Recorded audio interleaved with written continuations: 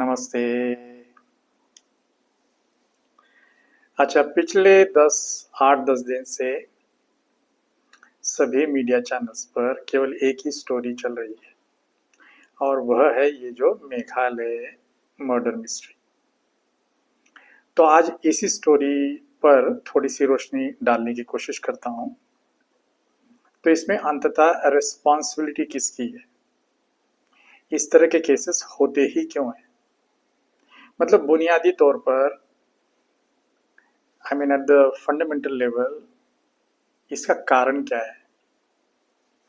तो इस पर थोड़ा सा जानने की कोशिश करेंगे।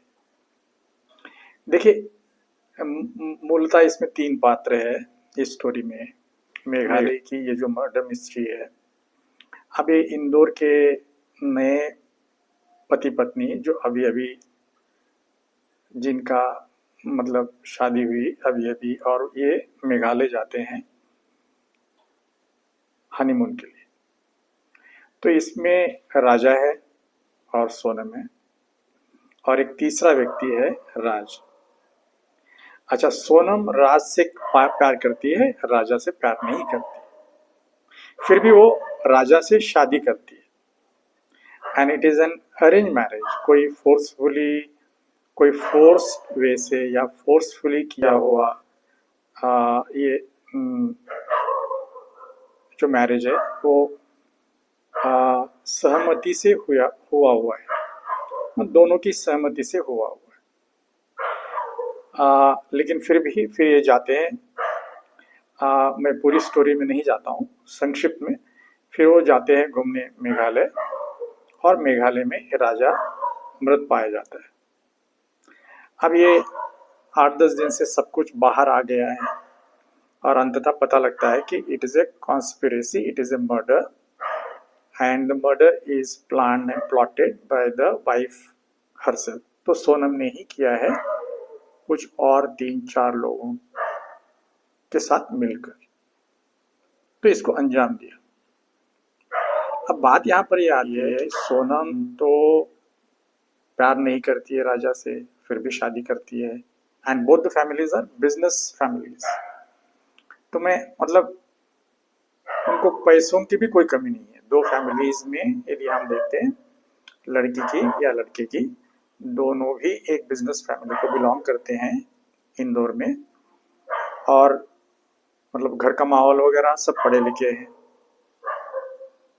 फिर भी वो लड़की इस हद तक जाती है राजा का, फिर वो मर्डर प्लान करते हैं।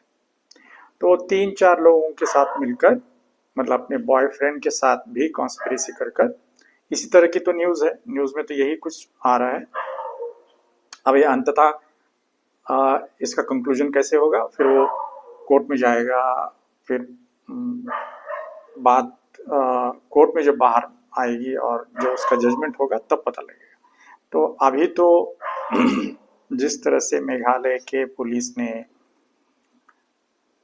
इसको अंजाम दिया है, इसको जिस तरह से इन्वेस्टिगेट किया है और जो चीज़ें बाहर आई है, उससे तो अभी यही लगता है कि that it is a murder planned and plotted by the wife herself, and she took the help of 3-4 people. आप उसको कॉन्ट्रैक्ट किलर्स बोलिए, कुछ भी बोलिए, जो उसके बॉयफ्रेंड के जानकारी में आते हैं। वह 3 लड़के। अब दिस बॉयज आर यंग, अब ये कोई 24, 25, 26 इस उम्र के लड़के। तो अंततः इसमें देखने वाली बात यह है कि राजा, जिसकी कोई गलती नहीं, वो मर जाता है। तो इस पूरे एपिसोड में वन पर्सन लूजेस लाइफ। जिसने शादी की इस लड़की से, वो मर जाता है। तो अब इसमें ये बात ये आती है कि इन सब का कारण क्या है, इसको मतलब इस स्टोरी को कहाँ तक ले जाए, और इसमें चाहे कितना भी एनालाइज करे तो इसका कंक्लूजन कैसे निकाले कि इस कहानी के पीछे, मतलब जो कुछ भी ये हुआ है, इसका कारण क्या है। यहां पर मैं कुछ रोशनी डालना चाहता हूं। देखिए, आप अगर से जो भी चल रहा है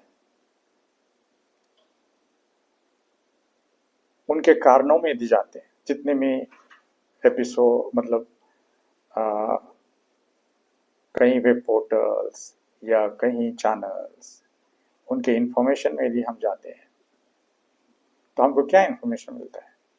हमको इंफॉर्मेशन यह मिलता है कि सोनम थी मांगलिक, और जिसके साथ उसकी शादी होने वाली थी या जो हुई है शादी राजा, वह भी था मांगलिक। अब यह जो है मांगलिक एंड नॉन मांगलिक, यह जो एक बिलीफ सिस्टम चला रहा है हमारे सोसाइटी में, इसी तरह के बिलीफ सिस्टम कहीं और कल्चर्स में, कहीं और सोसाइटीज में हो सकते हैं, उनके नाम अलग होंगे, बट खास करके यह वाला जो मांगलिक और नॉन मांगलिक वाला है, यह केवल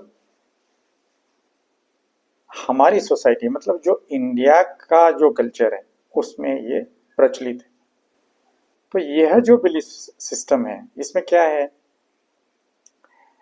कि यदि कोई मांगलिक है और किसी वह नॉन मांगलिक से यदि शादी करता है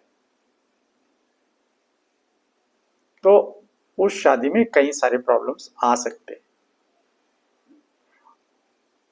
हो सकता है किसी की जान जा सकती है, लड़की की भी जान जा सकती है या लड़के की भी जान जा सकती है, और बहुत सारे हर्डल्स आ सकते हैं, बहुत सारे प्रॉब्लम्स आ सकते हैं आ, उन दोनों के फैमिली लाइफ में। तो इस तरह की मान्यताएं प्रचलित है, और इसका सॉल्यूशंस क्या निकालते हैं पंडित कि यदि एक कोई मांगलिक है लड़की और किसी मांगलिक लड़के से यदि शादी करती है तो फिर ये जो दुविधाएं हैं, ये जो प्रॉब्लम्स है, वो न्यूट्रल हो जाएगी, कम हो जाएगी। So these pandits come out with a solution that if both Manglik and a girl who is Manglik and a boy who is Manglik, if they together, Manglik if they marry, तो ये जो मांगलिक का जो problem है वो neutralise हो जाएगा, वो न्यूट्रल हो जाएगा। इस तरह की भी मान्यता है। अब ये जो मान्यता है, ये जो बिलीफ सिस्टम है, अभी इस लड़की के माइंड में एक जगह कर बैठा हुआ है। So this belief struck in her mind very very strongly. तो उसको क्या लगता है कि वो जिससे प्यार करती है राज, वो नॉन मांगलिक है, और जो लड़की है सोनम, वो मांगलिक है। यदि वह जिससे प्यार करती है राज से, उससे वो शादी करेगी तो उसके फैमिली में प्रॉब्लम्स आएगी, क्योंकि वो मांगलिक है, लड़का नॉन मांगलिक है, लड़की मांगलिक है। तो इसके लिए वो सॉल्यूशन क्या निकालती है? वो सॉल्यूशन ये निकालती है कि वो मांगलिक लड़के से शादी करे और उनका जो मांगलिक का जो है, जिसके कारण जो प्रॉब्लम होता है, वो न्यूट्रल हो जाए और उसको मार डाले। So she plans to kill this boy to come out of this problem called मांगलिक। जो तो मांगलिक दोष जो हम बोलते हैं, मंगल दोष जो बोलते हैं, उससे बाहर आने के लिए वो जिस लड़के से शादी करती है उसको मार डालती है। क्यों? ताकि वो विधवा बने और कुछ दिनों के बाद या कुछ महीनों के बाद राज जो लड़का है जो उससे प्यार करता है, जो उसी के ही फादर के फैक्ट्री में काम करता है, वो सामने आए और उसका हाथ मांगे।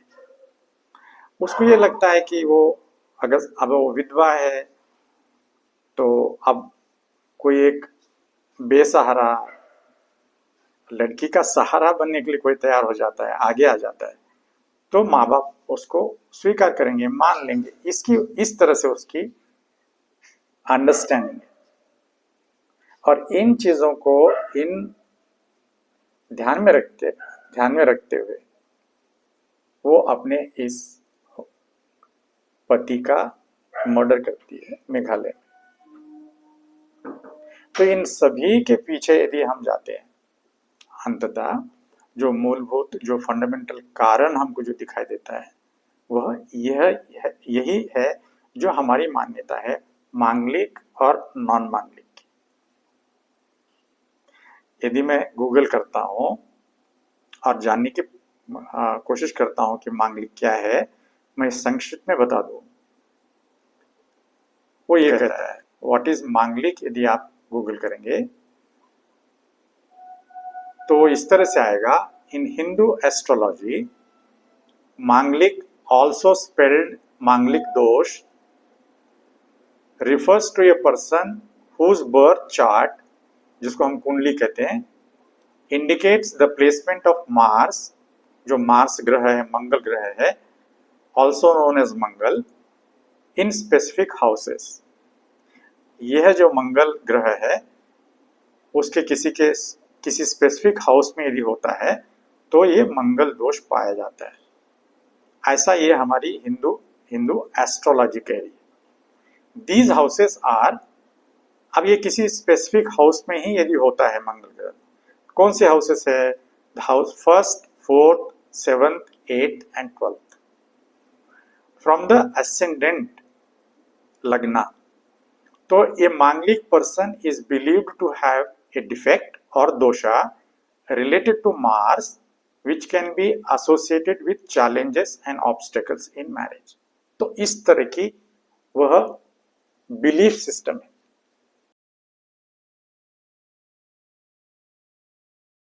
अब हमने एक शब्द सुना है मांगलिक, कि यू आर मांगलिक।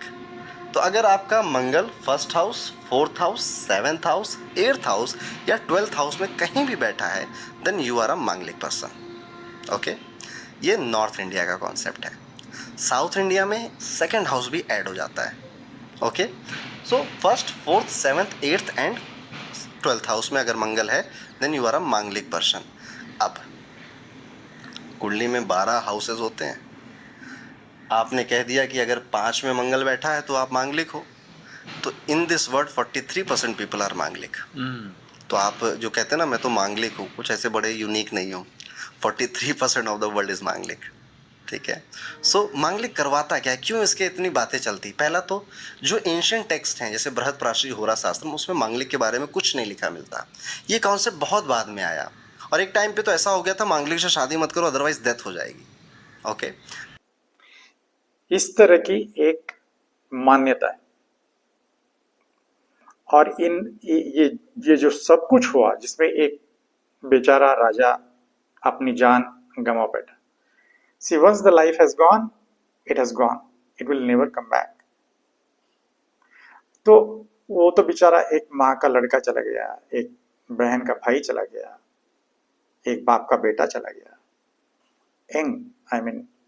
यंग और जवान बच्चा, और एक दूसरे भाइयों का भाई चला गया। So for no reason Raja has been killed. Why?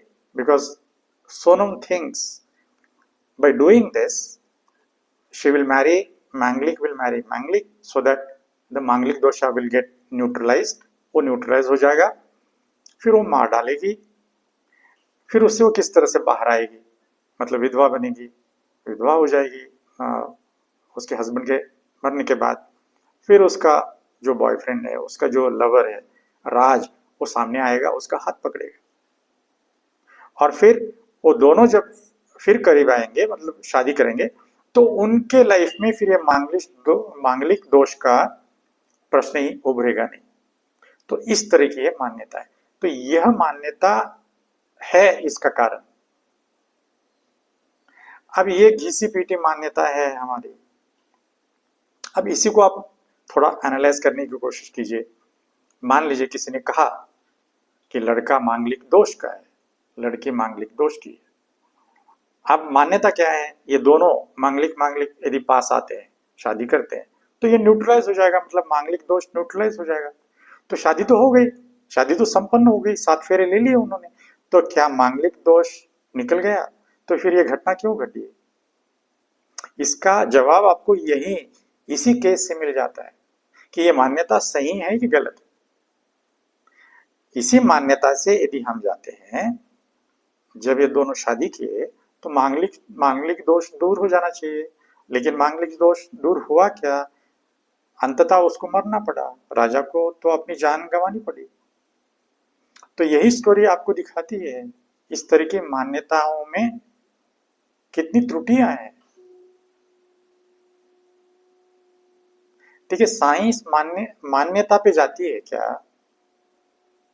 Does science believe in electricity?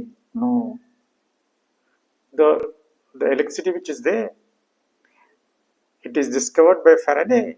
The bulb at which I'm speaking to you in the light, it has been invented by Thomas Edison. Thomas Edison ने थोड़ी बोला कि मैं light पे believe करता हूँ, उन्होंने खोजा। तो साइंस में हम टटोलते हैं, हम खोजते हैं, हम जानने का प्रयास करते हैं सही क्या है गलत क्या है, तो उसको रेशनली, लॉजिकली, साइंटिफिकली समझने की कोशिश करते हैं। हम इन मान्यताओं में नहीं जीते। हर कल्चर में मान्यताएं हैं, मैं ये नहीं कह रहा हूं कि ये हिंदू एस्ट्रोलॉजी की ये स्पेसिफिक मान्यता की बात नहीं कर रहा हूं। इस तरह की कई मान्यताएं हैं और अलग अलग कल्चर में अलग अलग मान्यताएं। ये मान्यता है जिसको हम कहते हैं blind beliefs, blind faith, blind belief. इस तरह की मान्यताएं जो है वह कारणीभूत होती, वह कारण है इन सब ये जो हुआ है। यदि इस एपिसोड के यह जो केस है, इसके रूट कॉज में यदि हम जाते हैं, उसका रूट कॉज यदि है तो वो यह मान्यता है। उस लड़की के माइंड में यह जो मान्यता घर कर बैठी है strongly, she could come out of this only after doing what she thought to do, जिसके करने से वो इससे बाहर आएगी। She will be set free from this dosha। तो उसको लगा मांगलिक दोनों पास आते हैं, शादी करते हैं तो न्यूट्रलाइज हो जाएगा, वो उसको मार डालेगी तो मांगलिक दोष से बाहर आएगी। फिर उसके बाद वो अपने जो उसका प्रेमिका है, जो उसका लवर है, जो उसका बिलव्ड है, जिससे वो प्यार करती है, राजा से प्यार नहीं करती, वो राज से प्यार करती है, जो उसी के ही फादर के फैक्ट्री में काम करता है। तो उस राज के साथ जो वो प्यार करती है, उसको पाने के लिए वह ये प्लानिंग और प्लॉटिंग करती है। ये सब कुछ कॉन्स्पिरेसी का जो कारण है वो केवल ये मांगलिक दोष से बाहर आने का है, जो प्रथा हमारी इस तरह की मान्यता चल रही है हमारी सोसाइटी। अब आप बताइए, तो अगर से इसी थ्योरी के साथ यदि हम जाते हैं तो ये नहीं होना चाहिए, बिकॉज बोथ आर मांगलिक, द बॉय इज मांगलिक and the girl is also मांगलिक। राजा भी मांगलिक है और सोनम भी मांगलिक है और दोनों ने शादी की, तो मांगलिक दोष न्यूट्रलाइज हो जाना चाहिए, वो दोष दूर हो जाना चाहिए। राजा की मृत्यु तो होनी नहीं चाहिए, लेकिन हो गई। It has happened, that is a fact. तो ये ही प्रूव कर रहा है, ये इंसिडेंट ही प्रूव कर रहा है कि हमारी मान्यता गलत है। तो मैं यह चीज समझाने की कोशिश करना चाह रहा था इस एपिसोड को ध्यान में रखते हुए। तो आज के इस एपिसोड में, आज के इस वीडियो में मैंने केवल यही बात समझाने की कोशिश कर रहा हूं कि हम इस तरह की मान्यताओं से बाहर आना चाहिए। आई मीन, देखिए, बिलीफ और ब्लाइंड बिलीफ में फर्क क्या है? ये उसी तरह से जिस तरह से एक बाद में अंधा होता है और एक जन्मता अंधा होता है। बिलीफ और ब्लाइंड बिलीफ में कोई ज्यादा फर्क नहीं है। ब्लाइंड बिलीफ उस तरह से है जो जन्म से अंधा है, और जो बिलीफ किस तरह की अंधता है? बिलीफ मतलब उस तरह का अंधा व्यक्ति है जिसको जन्मता तो रोशनी थी, लेकिन बाद में जब हमारी जो इस तरह की मान्यताएं होती है उसके संपर्क में आता है और फिर वो ब्लाइंड बनता है, मान लेता है और ब्लाइंड बनता है। जानने की कोशिश नहीं करता है, जैसे साइंस और स्पिरिचुअलिटी में हम जानने की कोशिश करते हैं। आत्मा है, अमर है, मरती नहीं है, बस हमारी मान्यता है। आत्मा है, अमर है, मरती नहीं है, लेकिन राजा की बॉडी तो चली गई, उसका जीवन तो चला गया। एक बहन ने अपने भाई को खोया, एक माँ ने अपने बेटे को खोया, एक बाप ने अपने बेटे को खोया, दूसरे और जो भाई है उन्होंने अपने एक भाई को खोया। वह कभी नहीं आएगा। So the life that has gone, it will never come back. There cannot be anything more greater than life. I am breathing right now. There cannot be anything more greater than that. तो इस तरह की मान्यताओं से हमको बाहर आना पड़ेगा। देखिए, पंडित वो क्या जानता है, उसने अपनी एक छोटी सी दुकान लगाई अपने सर्वाइवल के लिए। देखिए, to be frank with you, हर कोई सर्वाइव कर रहा है। Everybody on earth at this moment in time is just bloody living for his survival. एक प्राइम मिनिस्टर भी सर्वाइव कर रहा है, एक प्रेसिडेंट भी सर्वाइव कर रहा है, एक कोई अगर से डिक्टेटर है किसी देश का, वह भी सर्वाइव कर रहा है। एक छोटा सा आदमी कोई साइकिल रिक्शा चला रहा है और अपनी किस तरह से जीवन चलाता है, वह भी सर्वाइवल कर रहा है। बट सर्वाइवल में फर्क होना चाहिए। See, we are coming here not for existing, we are coming here for living. Existence ने हमको इस प्लैनेट अर्थ पे, अभी तक तो हमको दूसरे प्लैनेट में लाइफ नहीं मिली। साइंटिस्ट इतना खोजते हैं, वो कहते हैं कि possibilities are many, there could be many planets where this kind of life or a different kind of life is possible, लेकिन हमको अभी तक तो देखने के लिए नहीं मिला है। अभी तो हमको life is there only on this planet earth. तो ये life is very important, this living is very important. Krishna कह रहे हैं भगवद गीता में,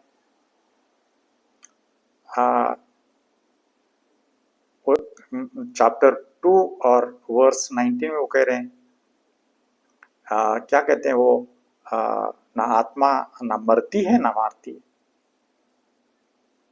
बट बॉडी तो मर जाती है, यदि आप उसको मारोगे तो मर जाएगी, गोली से मारोगे तो मर जाएगी, चाकू से मारोगे तो मर जाएगी, किसी पहाड़ से फेंक दोगे तो मर जाएगी। तो जो बॉडी है वो तो मरेगी, भले ही वो आत्मा नहीं मरे, लेकिन जो ये मरने वाली जो बॉडी है, उसके मरने के पहले जो आपके भीतर, हम सभी के भीतर वह जो तत्व है नहीं मरने वाला, उसको जानने के लिए ही हमको ये लाइफ मिली। तो जो स्पिरिचुअलिटी का जो पूरा प्रोसेस है वो केवल इसी को जानने के लिए है। स्पिरिचुअलिटी का मतलब क्या है? To discover your spirit within you, to discover your soul within you. Just like science अलग अलग शोध करते हैं, वो बाहर के स्पेस में करते हैं, भीतर के यदि स्पेस में जाते हैं, भीतर इस पूरे बीइंग के भीतर, in the depth of your being you will discover your soul. When you go to the very center of your being, there lies your soul. See, Krishna के गीता के उस श्लोक का आधार लेकर ये कहना, आत्मा है न मरती है, ना उसे कोई मारा जाता है, आत्मा ना वो मारती है ना उसे कोई मार सकता है। It neither kills anybody nor it is killed by anybody, ऐसा वो कह रहे हैं। लेकिन मैं अब बुद्ध कह रहे हैं कि आत्मा तो है नहीं, वो अनात्मन शब्द का इस्तेमाल करते हैं। पाली में उसको वो कहते हैं अनत्ता, कृष्ण कहते हैं आत्मा है। अब बुद्ध भी एक अवतार हो गए, कृष्ण भी एक अवतार हुए, कृष्ण कह रहे हैं आत्मा है, ना मरती है ना उसे कोई मार सकता है, ना वो मरती है, वो अमृत है, वो इमोर्टल है। बुद्ध कह रहे हैं भूल जाओ, आत्मा आत्मा कुछ है ही नहीं, वो अनंतता कहते हैं, अनात्मन कहते हैं। मैं आपको एक तीसरा डेफिनेशन देता हूं। If you experience then only soul is there. If you don't experience, soul is not there. यदि आप एक्सपीरियंस करते हो तो सोल है, यदि आप एक्सपीरियंस नहीं करते हो तो सोल नहीं। तो हम क्या करते हैं, हम इस पाथ पे नहीं चलते हैं, एक्सपीरियंसिंग, एक्सप्लोरिंग, इन्वेंटिंग, डिस्कवरिंग, क्योंकि इसमें मेहनत लगती है। अब साइंटिस्ट है, वो इतनी मेहनत करते हैं। आज यदि मैं आपसे बात कर रहा हूं, it is because of this technology. This technology has been made available to us with the help of science, with the effort of science. वहां वो मान्यताओं में थोड़ी जी रहे हैं, वो इस तरह की घटिया मान्यताओं में थोड़ी जी रहे, मांगलिक या नॉन मांगलिक। अब किसी पंडित ने कहा, देखिए इस केस में क्या हुआ, उसकी बात तो गलत साबित हो गई। तो don't go with this believers and non-believers. Don't go with belief and blind belief. Don't go with blind faith. तो belief and blind belief, मैंने कहा एक इस तरह की मान्यता है जो उस तरह से है जैसे वो जन्म से अंधा है। तो ब्लाइंड बिलीफ उस तरह से है जो एक व्यक्ति है वो जन्म से ही अंधा है, कुछ इस तरह से है वो ब्लाइंड बिलीफ। वो बड़ी स्ट्रांग है, वो बड़ी प्रबल है। बिलीफ कैसे, वह भी ब्लाइंड है, even belief is also blind, but वो जन्मता ब्लाइंड नहीं है। जन्मता तो माँ के कोख से जब बच्चा जन्मा है तब तो उसके पास रोशनी थी, तब तो उसके पास आंखें थी। फिर वो संपर्क में आया इस कल्चर में, इस तरह के मान्यताओं के कल्चर में, और फिर वो अंधा बन गया। उसको हम कह रहे हैं बिलीफ। फिर हमारे पास और एक शब्द है जिसको हम कहते हैं फेथ, आस्था। तो फेथ का डेफिनेशन मैं कुछ इस तरह से देता हूं, faith arises when doubt ceases. Faith is far bigger than your belief and non belief, your belief and blind belief. Faith is far bigger than that. Faith में किसको कहता हूं, फेथ में उसको कहता हूं faith arises when doubt ceases. तो जब तक यह जो मंकी माइंड है ना, तो डाउट तो रहेगा, आपको खोजना पड़ेगा, आपको जानना पड़ेगा, सीख करना पड़ेगा, एफर्ट्स लगाने पड़ेंगे।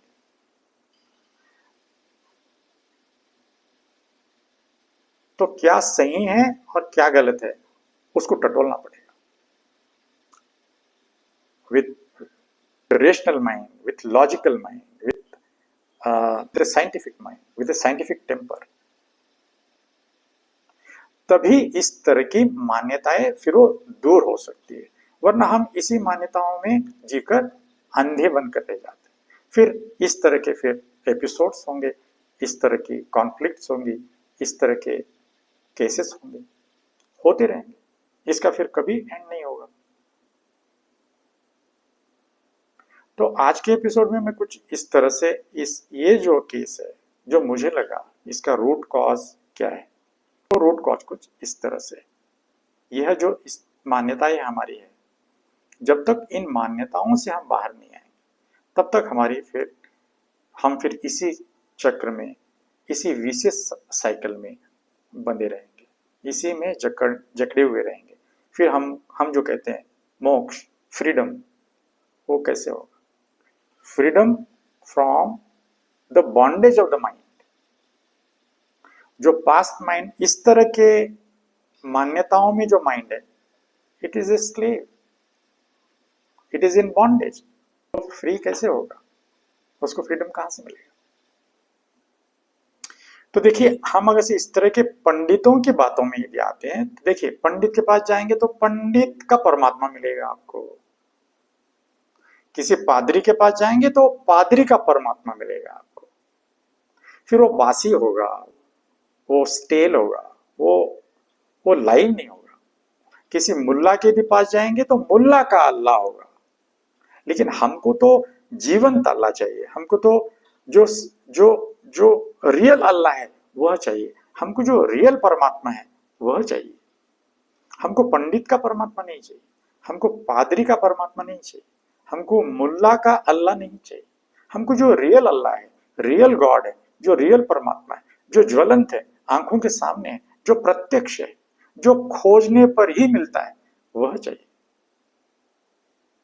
उस खोज के लिए हमको इस तरह की जो बिलीफ सिस्टम है ब्लाइंड, उससे हमको बाहर आना पड़ेगा। हमको साइंटिफिक टेम्पर और स्पिरिचुअल टेम्पर डेवलप करना पड़ेगा। स्पिरिचुअलिटी में हमको भीतर की रियलिटी मिलती है, जिसको हम कह रहे हैं आत्मन। आत्मन आपको बाहर नहीं मिलेगा, उसको आपको भीतर के ही खोज से मिलेगा। वेदांत तो ठोक ठोक से कहता है, वो बाहर तो है ही नहीं। तो नीति नीति जो हम करते हैं, नॉट दिस, क्या करते हैं? सिंथेसाइज करते हैं। खुद भीतर जाकर एक प्रोसेस है, उस प्रोसेस को फॉलो करते हैं और फिर अंततः उस सेंटर तक पहुंचते हैं जहां पर केवल वही तत्व बचता है। फिर हम कहते हैं इति इति, दिस एंड ओनली दिस। इसलिए तो उस उपनिषद में वो कह रहे हैं तत्वमसि श्वेत केतु, यू आर दैट श्वेत Ketu. You are that means that has to become your existential experience. That soul, whatever we are saying, Atman, that is there if it is your existential living experience. If it is in front of your eyes, if it is pratyaksha, if it is a pratyaksha pramana. हमारे सभी scripture ठोक ठोक के क्या बोल रहे हैं? The words of an enlightened master are indirect reference. It is an indirect proof, not a direct proof. All your Upanishads, Vedas and Upanishads, they are only indirect proof because they are words of an enlightened being. But they are indirect proof. But वही Upanishad ठोक ठोक के क्या कह रहे हैं? You have to rely on the direct proof. Pratyaksha pramana. Unless the truth is in front of your eyes, that truth is not yours. वो ये कृष्ण कह रहे हैं कि सोल है, आत्मन है, unless you see yourself with your own inner eyes, it cannot be yours. तो अब मैं आज के इस एपिसोड को यहाँ पर खत्म करता हूँ। बस कहने का इसमें यही है, the message is that we should come out of these kind of beliefs and blind beliefs, and we should walk on the path of science, we should walk on the path of spirituality, we should walk on the path of scientific temper, we should analyze, dissect, think with a rational mind, with a logical mind, and then come to a conclusion, not on the basis of इस तरह की मान्यताओं से नहीं। तो आज के लिए बस इतना ही। अब इसको मैं यहीं ख़त्म करता हूँ, आगे फिर बात करते रहेंगे। Thank you so much.